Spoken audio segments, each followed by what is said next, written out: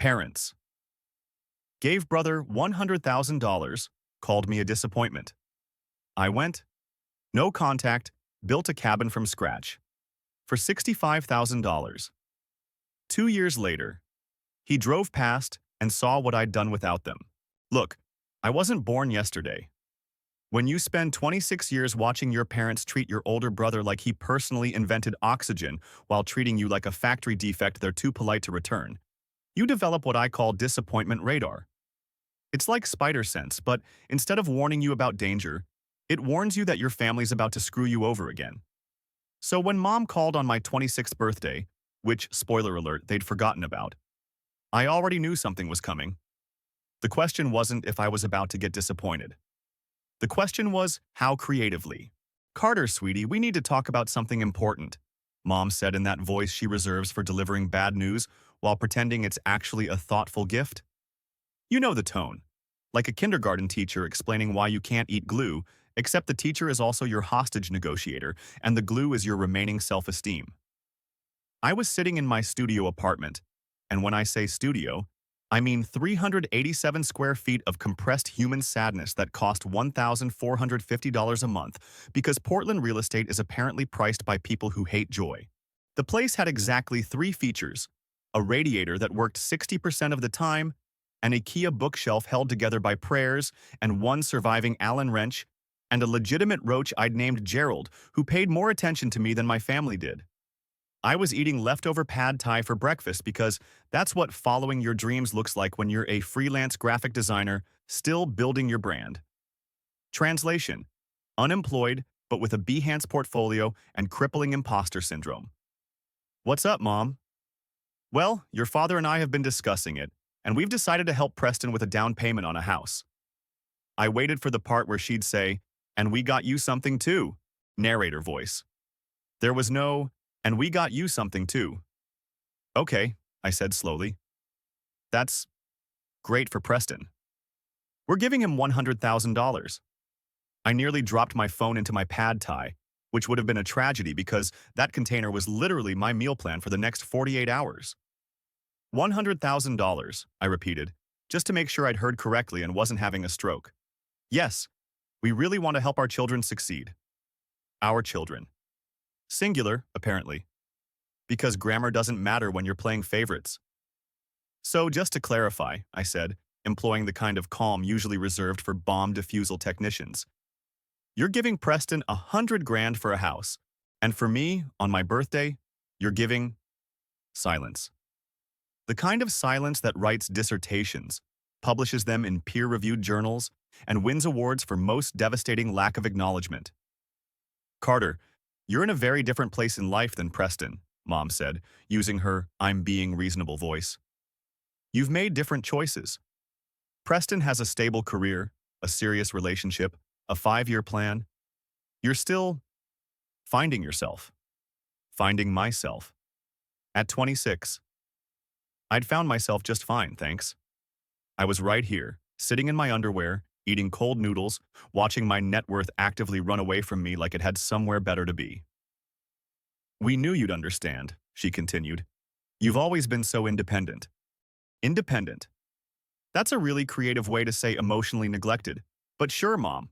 Let's go with independent. Sounds better on the family Christmas newsletter. Here's the thing about being the family disappointment. It's not one big dramatic moment. It's death by 1,000 paper cuts, each one tiny and dismissible on its own, but collectively they spell out, "You're not good enough," in 72-point font. Preston is 3 years older than me, and from the moment he learned to walk, he was basically treated like a young prince being groomed for the throne. Blonde hair that somehow always looked professionally styled. Even when he rolled out of bed. Blue eyes. Strong jawline. The kid looked like he was carved by someone who'd gotten an A+ in creating the perfect son. Mom literally called him my little champion. Me? I got our Carter, said, in the same tone you'd use for our plumbing problem. Preston played varsity football. I played saxophone in jazz band, an instrument I chose specifically because it was the least cool option available. Preston dated the homecoming queen. I dated my Xbox and lost. Preston breezed through state college with a business degree and a 3.7 GPA. I went to art school on student loans that I'm pretty sure will outlive me, civilization, and possibly cockroaches. But here's what really kills me. I tried. When I was 15, I entered a national graphic design competition, stayed up until 3 a.m. for 3 months straight, taught myself Adobe programs through sheer spite, survived on Mountain Dew, and the faint hope that maybe this would be the thing that made them proud. I won second place out of 3,000 entries. Dad's response? Well, at least you tried your best. 2 months later, Preston came in fourth at a regional swim meet. Fourth, not even medaling. And Dad bought him a $1,200 gaming laptop and took him to Outback Steakhouse. I'm not bitter about it. Okay, I'm extremely bitter about it. I'm like a craft IPA of bitterness. Complex, with notes of resentment, a slightly hoppy finish, and an ABV of, why do I even bother? Mom wasn't always like this. When I was really little, like 6 or 7, she'd sit with me while I drew hot chocolate, Disney movies, the whole wholesome childhood package. She told me I'd be a famous artist someday, and I believed her because kids are dumb and optimistic. I remember drawing this elaborate dragon when I was 7. Objectively, it looked like a dinosaur had a fight with a snake, and they both lost. But I was proud. Mom taped it to the fridge and made Dad look at it during dinner. Our Carter is going to be an artist, she said, like she was announcing my future TED Talk. That was before Preston started winning things. After Preston's first football trophy, my drawings migrated from the fridge to what Mom called the art wall in the basement, which sounds prestigious until you realize it was code for the place where we put stuff we're obligated to acknowledge but don't want to look at. It was like art purgatory. College was supposed to be my redemption arc, except I graduated in 2016, right when the economy decided to play a fun game called Let's see how many entry-level jobs we can make require 5 years of experience. My first job paid $28,000 annually and required a master's degree, fluency in software that wouldn't be invented for another 3 years, and the ability to work 60-hour weeks while maintaining passion for the brand. I lasted 8 months before getting restructured, which is corporate speak for fired, but we're going to make it sound like a feng shui decision. After that, I started freelancing. That's what you call unemployment when you want to sound entrepreneurial at parties you're not invited to. But I kept grinding. Designed logos for crypto scams that definitely weren't crypto scams. They were. Made flyers for garage bands whose biggest gig was their cousin's backyard. Created Instagram graphics for influencers with 847 followers who paid me in exposure and occasional Venmo transactions with memo lines like TAX babe. Slowly, painfully, like a plant growing in terrible soil with no sunlight, I built something. Got a few decent clients. Started charging actual money instead of accepting payment in good vibes and promises. By 26, I was making enough to survive, not thrive. Not save for retirement or go to the dentist, but survive. And then Preston announced he was buying a house. It happened at Sunday dinner, a tradition my parents insisted on maintaining, even though we all lived 40 minutes apart in different directions and clearly didn't enjoy each other's company. We'd gather weekly to pretend we were a functional family for exactly 2 hours. Melissa and I have been looking at houses, Preston said, passing the mashed potatoes because Preston always passed things. Helpful, considerate, golden. Found a great neighborhood in Bellevue, but man, down payments are brutal. Dad perked up like a dog hearing a treat bag open. How much are we talking? Houses are around $500,000. We'd need about $100,000 down to avoid PMI and get a decent rate. I watched my parents exchange one of those married people telepathy looks where an entire conversation happens in 3 seconds. What if we helped? Dad said, and I could already see where this was going. Preston's face lit up. Dad, I couldn't ask you to. You're not asking. We're offering. Dad got this satisfied expression, like he'd just solved world hunger. It's time we helped our son build his future. Our son, singular, because apparently I was adopted and nobody told me. Mom glanced at me, probably remembering I also existed. Carter, when you're ready to settle down and make similar life choices? I'm good, I interrupted. This is great for Preston, really. Preston looked uncomfortable for exactly zero point 0.4 seconds. Thanks, bro. I'm sure when you get your stuff together. Totally, I said with a smile that could have cut glass.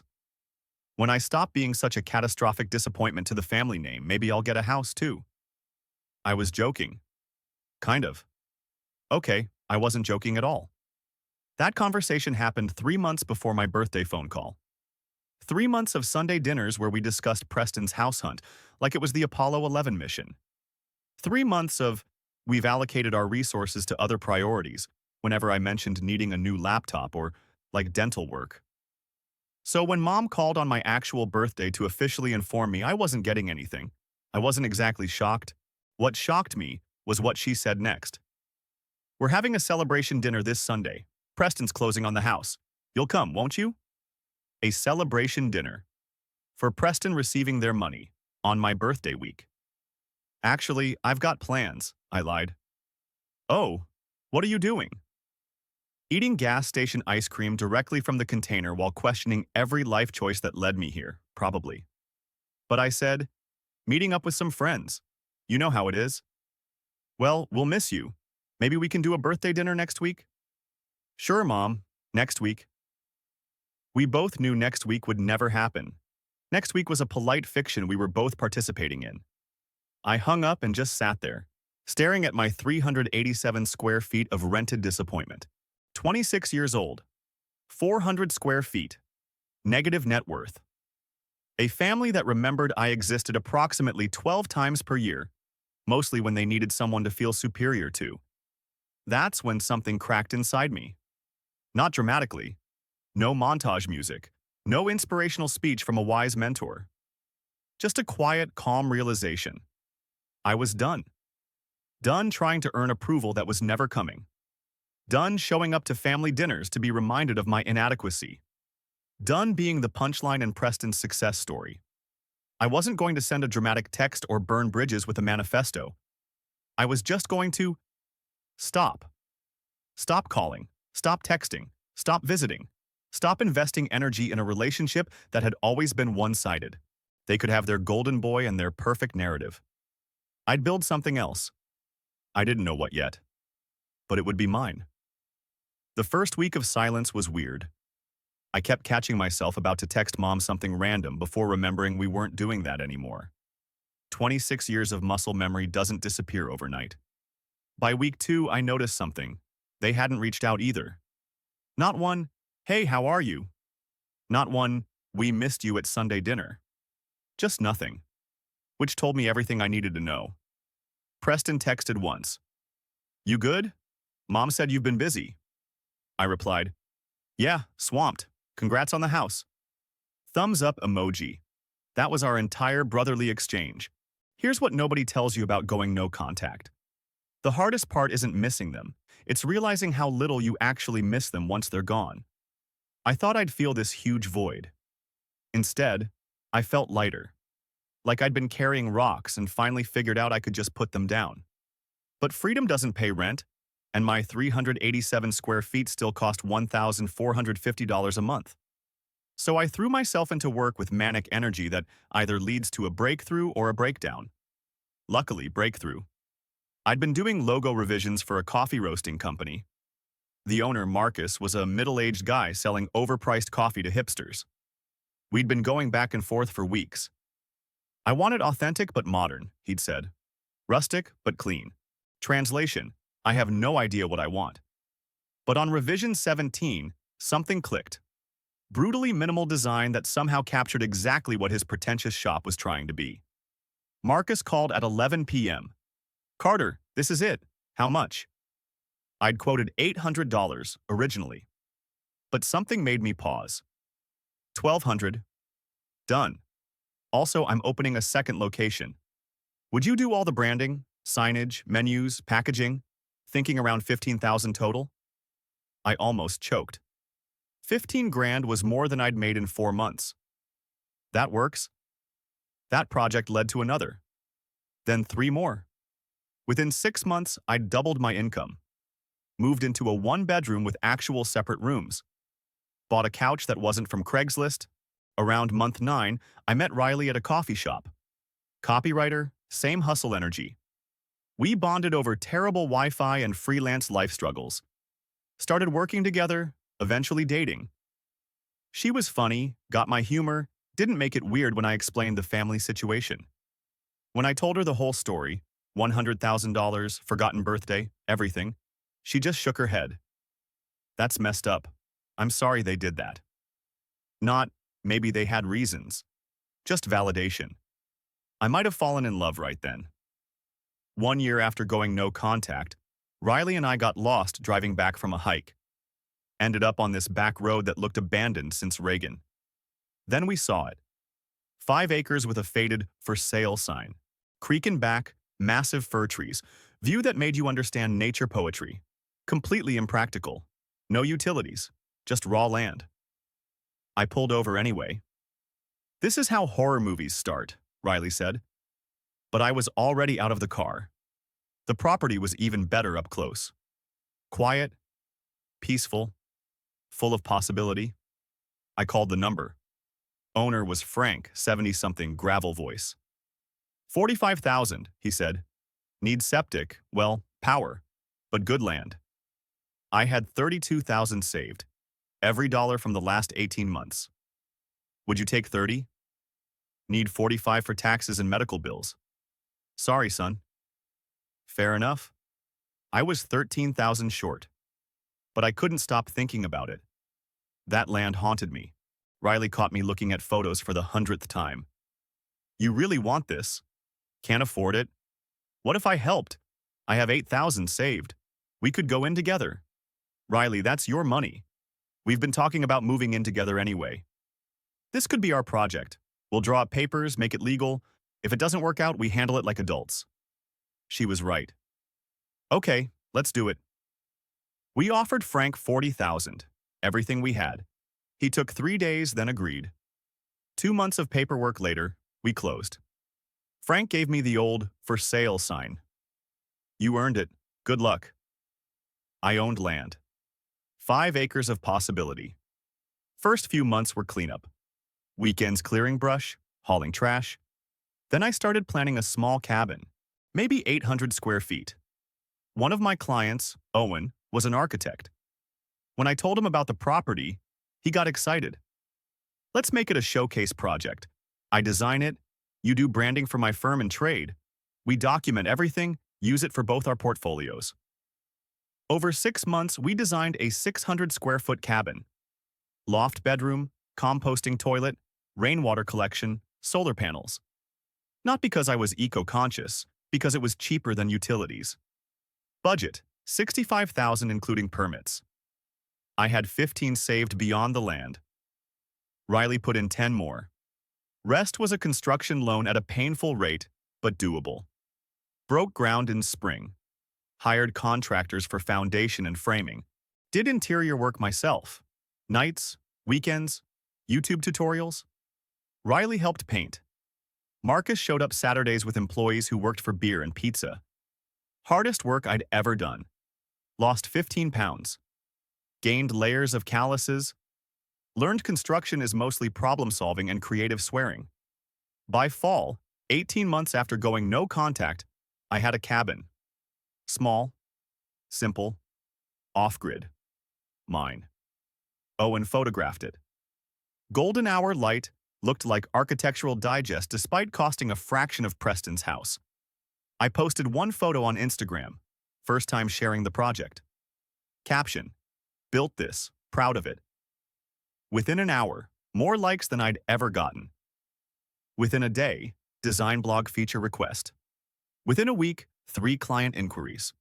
And somewhere in there, Preston saw it.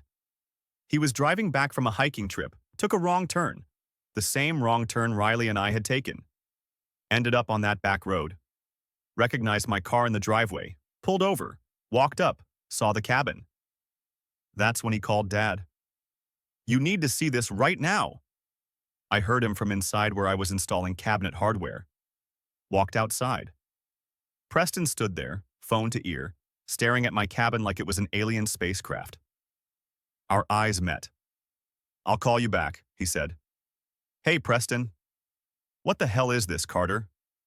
I looked at my 600 square foot middle finger to family expectations. This, I said, is mine. Preston stood there staring at the cabin like I'd just materialized it out of thin air. You built this? With help, yeah. How? You were broke 2 years ago. Turns out when you stop begging for approval from people who don't care, you can actually accomplish things. His face went defensive. That's not fair. When's the last time mom or dad asked about my life? He didn't answer. I bought this land for $40,000, built the cabin for $65, did most of the work myself. No handouts. Riley came out then. Everything okay? Riley, this is Preston. They shook hands awkwardly. Preston's brain was clearly short-circuiting. You bought property with your girlfriend? We drew up legal agreements, made it official. You know, responsible adult stuff. I told them they should help you too. But you took the money anyway. Preston pulled out his phone. Dad needs to see this. 30 minutes later, Dad's truck arrived. Mom got out looking confused. Dad followed, face unreadable. Carter, what is this? Mom asked. My property, my cabin. Dad walked toward it, examining the solar panels and design. You built this? With what money? Not, I'm proud of you. Just, how did you afford this without us? Saved it, earned it, built it myself. We thought you were struggling. I was working, building something, without you. Dad went quiet. He's right, Linda. We gave Preston $100,000 for a cookie cutter house. Carter built this for half that. Preston protested, but Dad ignored him. I was wrong about you, Dad said. About what success looks like. I'd imagined this moment feeling triumphant. Instead, it just felt sad. You should have called, Mom said. Were you worried? Or just uncomfortable with the silence? She flinched. You gave Preston everything and me criticism, forgot my birthday, treated me like I didn't exist. We never, Mom stopped. We all knew it was true. I don't need your approval anymore. I'm good. Actually good. So what now? Preston asked. You cut us off forever? Maybe we figure out what a relationship looks like where I'm not the disappointment, where you treat us like equals. Can we see inside? Dad asked. I looked at Riley. She nodded. The tour was silent. They took in the loft, the efficient kitchen, the clever design. This wasn't just a cabin. It was proof. Outside again, sun setting. I need time to think about whether I want you in my life, I said. And if I do, it's different. Boundaries, respect. No comparisons. We understand, Dad said. Do you? Because I built this without you. I don't need you. Mom's eyes filled. We're your parents. You're people I'm related to. Parents show up. Parents remember birthdays. We made mistakes, Dad admitted. So here's how this works. I'll think about it. If I let you back in, it's slowly. Coffee in public, not family dinners. You respect boundaries. The second you mess up, I'm done. Fair, Dad said. Preston hung back. I'm sorry. This place is incredible. Thanks. Think we can fix things? We were never really brothers in any way that mattered. That's harsh. It's honest. You got everything. Then when I built something, you immediately called them. Like you couldn't stand me having one thing. Maybe you're right. After they left, Riley hugged me. How do you feel? Tired. But okay. 6 months passed. Mom started texting occasionally. Nothing heavy, just thinking of you. I'd respond briefly. Dad sent an email after 3 months. Carter, I've been thinking about what you said. You were right.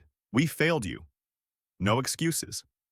We got caught up in Preston's traditional success and didn't see you building something real. I'm not asking forgiveness.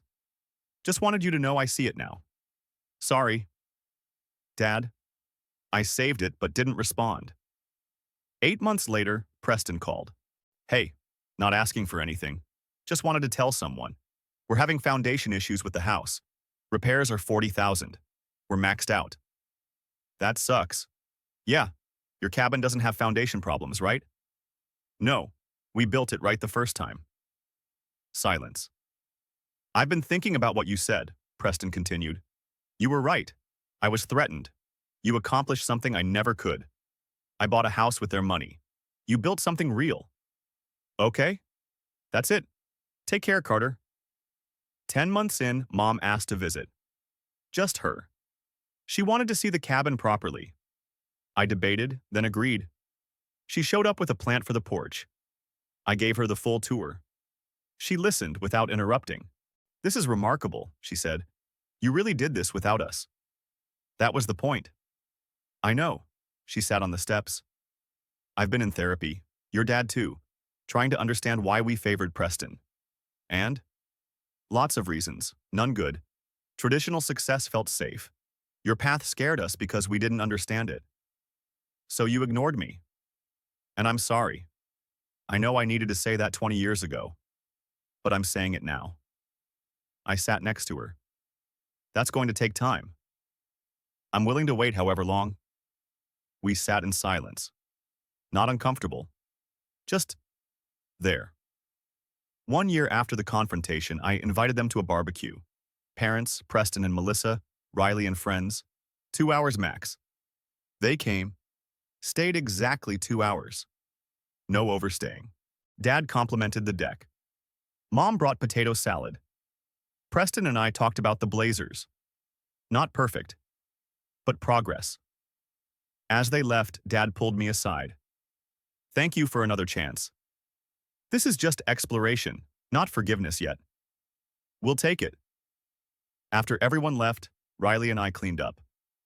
Think they'll keep showing up? She asked. If they actually change. Maybe. And if they don't? I looked around at what I'd built. The cabin, the business, the relationship with someone who saw me. Then I'm fine. Better than fine. I already proved I don't need them. But you're willing to let them try? On my terms, with boundaries.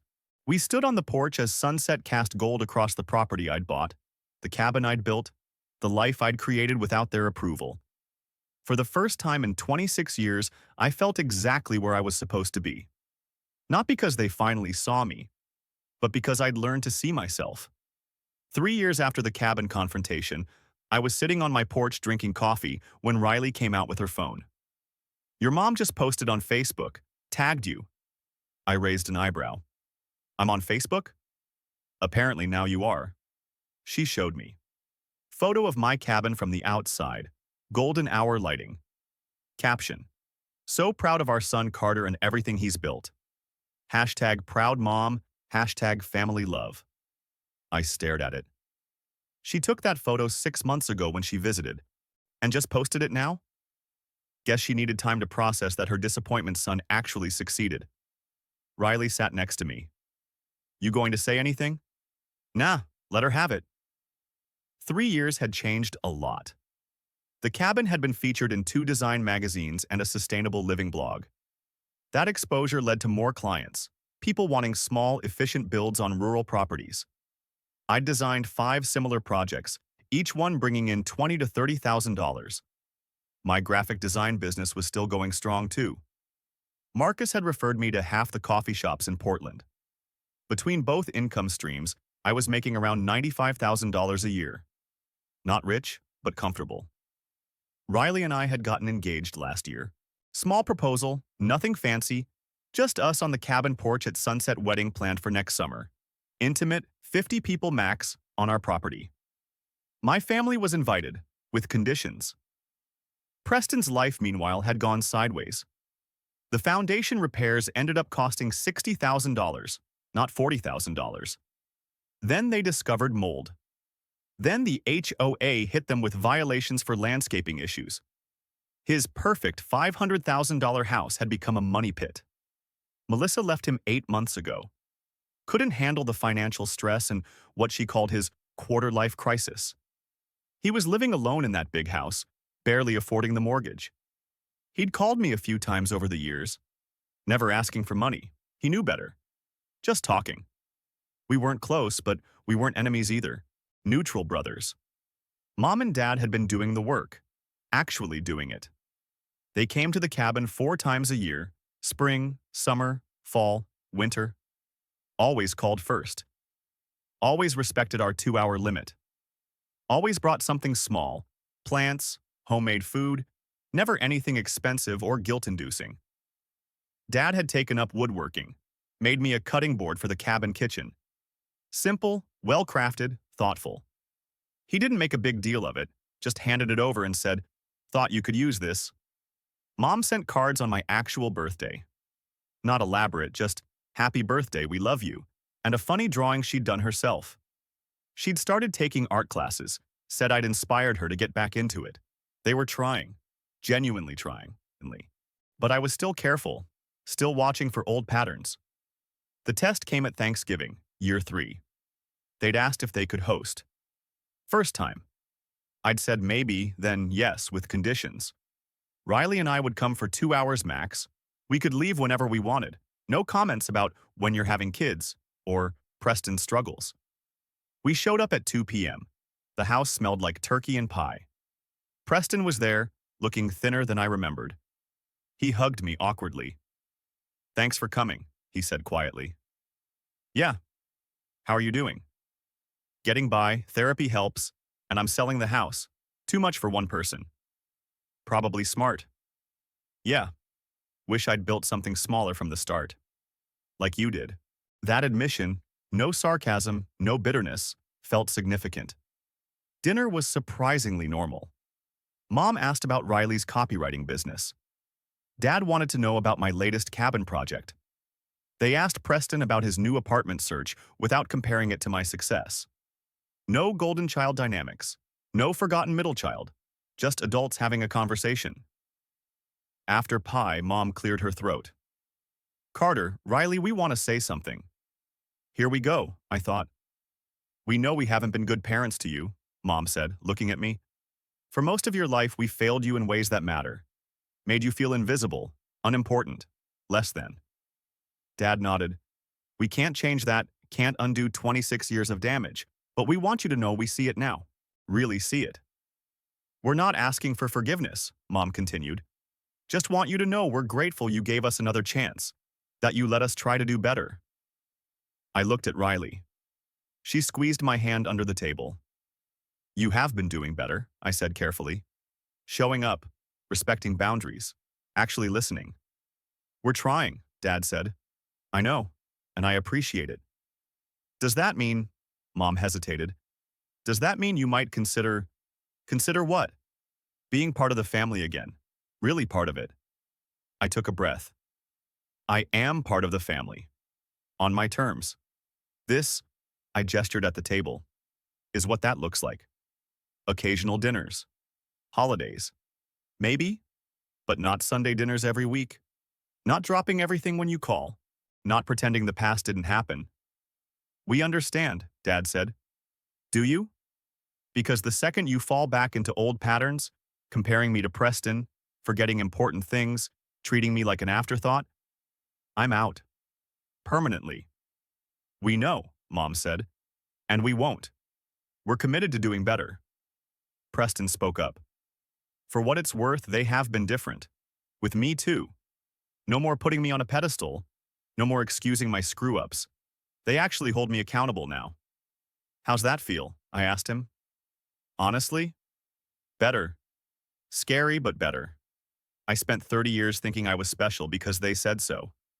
Turns out I'm just a guy who made some bad choices and has to fix them myself. Welcome to how I've lived my entire life." He laughed, but it wasn't bitter.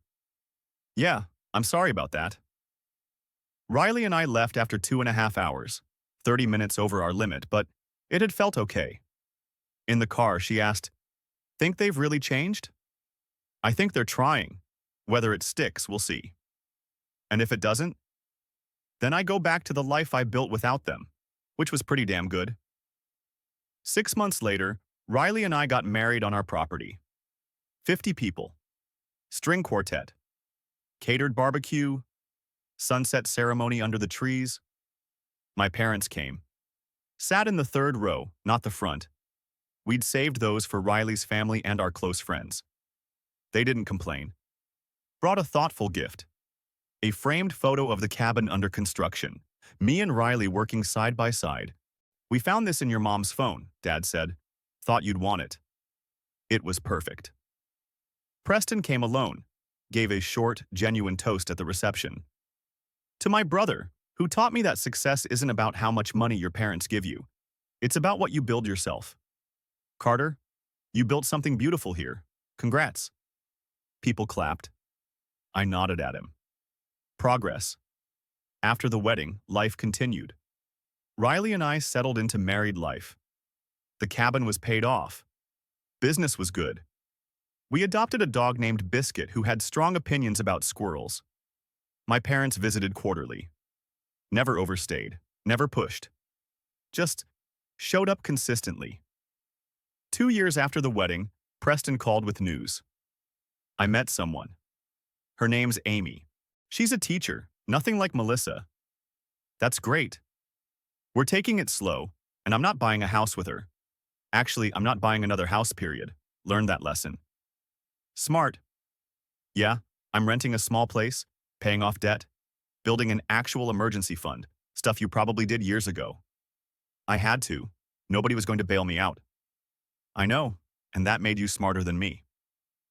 That acknowledgement, again, no bitterness, showed how much he'd grown. 3 years after the wedding, Mom called asking if they could host Christmas. Just immediate family. You, Riley, Preston, and Amy, if they're still together. Small. Intimate. We'll keep it to 3 hours max. I thought about it. Okay, but same rules, we can leave anytime. No pressure about kids or life choices. Deal. Christmas was nice, actually nice. No drama, no comparisons, no old wounds reopened. Just people eating ham and playing board games and laughing at Dad's terrible jokes. As we were leaving, Mom hugged me tight. Thank you for not giving up on us completely. I didn't do it for you. I did it for me. I know. But still, thank you. That night, driving home with Riley and Biscuit in the back seat, I thought about how far I'd come. At 26, I'd been broke, forgotten, dismissed. At 32, I owned property, ran 2 successful businesses, had a wife who actually saw me, and parents who were finally learning to do the same. You okay? Riley asked, noticing my silence. Yeah. Just thinking. About? About how I built a life good enough that letting them back in didn't threaten it. She smiled. That's the real victory, isn't it? Yeah. I didn't need them to succeed. But once I had succeeded, I could choose to let them try again. On my terms. You think they'll keep doing better? Maybe, probably. But if they don't, I'm still good. Better than good. We pulled up to the cabin, our cabin, lights glowing warm in the windows. Home, I said.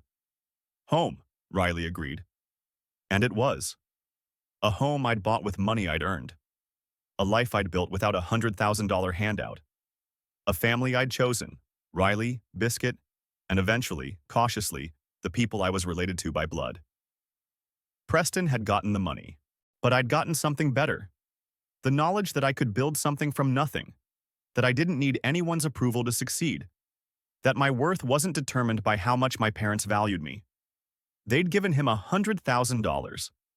I'd given myself something priceless, proof that I was enough, all on my own, and that made all the difference.